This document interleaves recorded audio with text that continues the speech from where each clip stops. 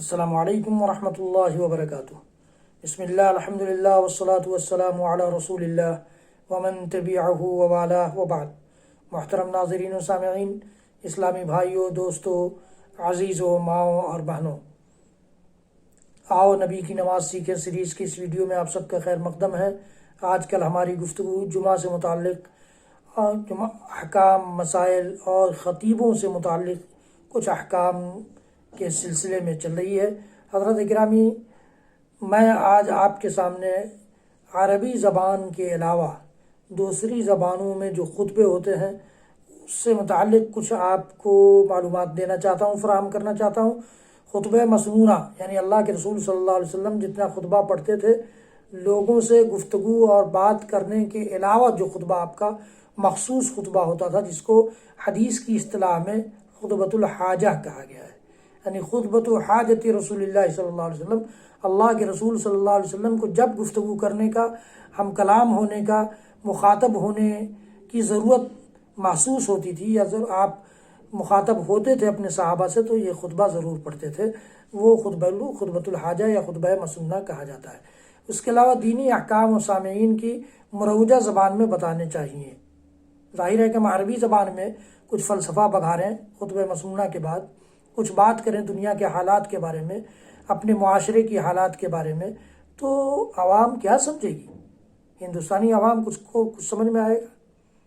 آپ انگریزی میں جا کر کے بنگال میں یا کہیں اور گفتگو کرنے لگ جائیں تو ان کو سمجھ میں آئے گا؟ نہیں آئے گا۔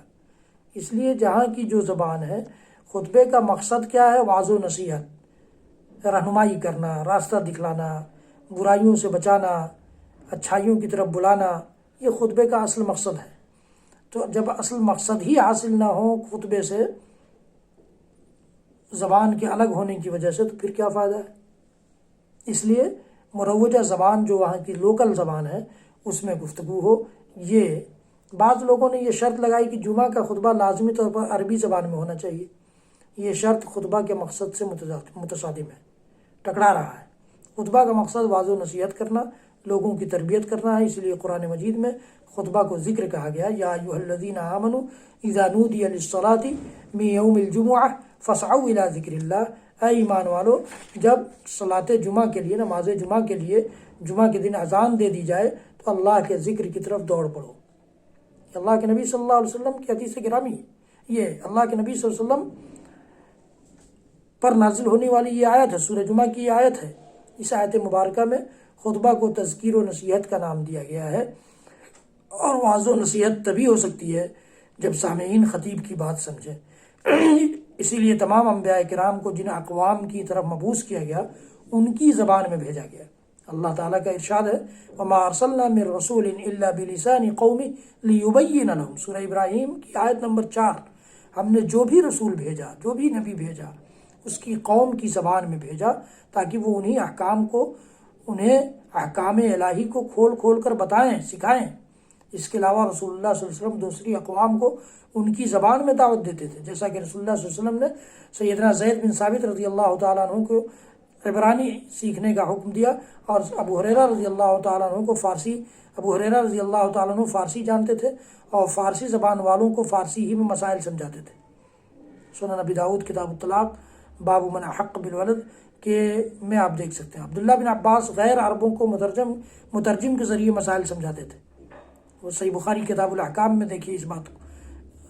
انبیاء کرام کو ان کی قوم کی زبان میں بھیجنے کا مقصد لوگوں کو احکام الہی سمجھانا تھا، سکھانا تھا، اور بالکل یہی مقصد خطبہ جمعہ کا ہے۔ اب اگر خطبہ ایسی زبان میں ہو جسے سامعین نہ سمجھیں تو پھر تربیت کیسے ہوگی؟ باقی رہی یہ بات کہ قرون اولیٰ سے کوئی ثبوت نہیں ملتا کہ کہیں غیر عربی زبان میں خطبہ دیا گیا ہو، تو اس کا سبب یہ ہے کہ قرون اولیٰ میں اس کی ضرورت ہی محسوس نہیں ہوئی۔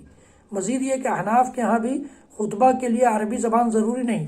فتاوی شامی میں ہے، مصنف نے خطبہ کے عربی میں ہونے کی قید نہیں لگائی، کیونکہ باب و صفت الصلاح میں گزر چکا ہے کہ امام ابو حنیفہ رحمۃ اللہ علیہ کے نزدیک یہ شرط نہیں، خاص سامعین عربی پر قادر ہی ہوں، برخلاف صاحبین کے، کیونکہ ان کے نزدیک عربی میں ہونا شرط ہے، مگر کوئی عربی سے عاجز ہو تو پھر ان کے نزدیک بھی غیر عربی میں جائز ہے۔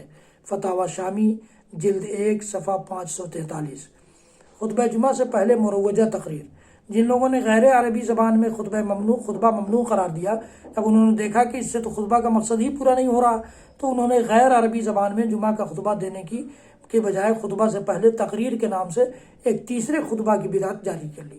یہ قاعدہ ہے، جب انسان سنت سے منہ موڑتا ہے، شریعت سے منہ موڑتا ہے، شریعت کو سمجھ نہیں پاتا ہے، تو وہ نئی نئی چیزیں ایجاد کرتا ہے جو سراسر اسلام میں اضافہ ہے، بلکہ حدیث رسول صلی اللہ علیہ وسلم کے صریحاً خلاف ہے کہ عبداللہ بن عمرو بیان کرتے ہیں کہ ان رسول اللہ صلی اللہ علیہ وسلم نہا عن التحلق قبل الصلاۃ یوم الجمعہ، رسول اللہ صلی اللہ علیہ وسلم نے خطبہ جمعہ سے پہلے مجلس قائم کرنے سے منع فرمایا ہے۔ سنن ابی داؤد کی روایت ہے، حدیث نمبر 1079 1079۔ تو یہ اللہ کے نبی صلی اللہ علیہ وسلم کی حدیث گرامی ہے خطبہ کے سلسلے میں۔ اس طرح سے کسی ضرورت سے امام بیچ میں خطبہ چھوڑ سکتا ہے۔ اب وہ عارفہ فرماتے ہیں، خطبہ منقطع کرنا اس کو بولتے ہیں، کہ نبی صلی اللہ علیہ وسلم کے پاس کچھ لوگ پہنچے اور آپ خطبہ دے رہے تھے، میں نے کہا اللہ کے رسول میں اجنبی آدمی ہوں، وہ کہتے ہیں کہ میں خود پہنچا اللہ کے نبی صلی اللہ علیہ وسلم کے پاس اور میں نے کہا کہ اللہ کے رسول میں اجنبی آدمی ہوں، آپ کے پاس دین کے متعلق سوالات پوچھنے آیا ہوں کیونکہ میں دین کے متعلق نہیں جانتا۔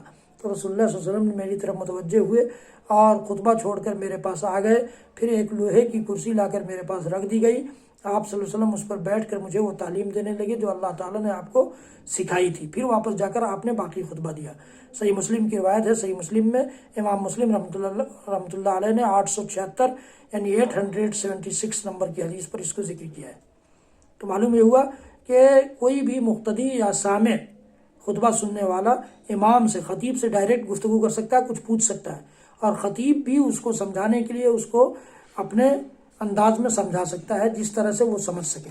یہ اس حدیث سے پتہ چلتا ہے۔ خطبے میں دعا بھی کرنا چاہیے، کسی ضرورت کے پیش نظر خطبہ میں دعا کی جا سکتی ہے، جیسا کہ ایک شخص نے دوران خطبہ میں بارش کی دعا کرنے کی درخواست کی تو آپ صلی اللہ علیہ وسلم نے اسی وقت دعا کر دی۔ صحیح بخاری حدیث نمبر 933 933۔ یہ خطبے سے متعلق اور خطیب سے متعلق کچھ باتیں تھیں جو میں نے آپ کے سامنے رکھی۔ انشاءاللہ العزیز جمعہ کی رکعتوں اور جمعہ سے پہلے سنن و نوافل یا جمعہ کے بعد کے سنن و نوافل کے سلسلے میں آئندہ گفتگو ہوگی۔ رب العالمین ہم سب کو کہنے سننے سے زیادہ عمل کی توفیق بخشے۔ حضرات گرامی، میرے اس ویڈیو کو زیادہ سے زیادہ لوگوں تک پہنچائیے، شیئر کیجیے، میرے چینل کو سبسکرائب کیجیے، لائک بھی کیجیے، اور میرے اور سارے ویڈیوز دیکھنے کے لیے یوٹیوب پر جائیے، شاہد اقبال سنابلی ٹائپ کیجیے، معلومات میں اضافہ کیجیے۔ وصلی اللہ تعالی علی نبینا محمد وعلی آلہ وصحبہ وسلم۔ سبحان ربک رب العزت عما یصفون وسلام علی المرسلین والحمد للہ رب العالمین، والسلام علیکم ورحمۃ اللہ وبرکاتہ۔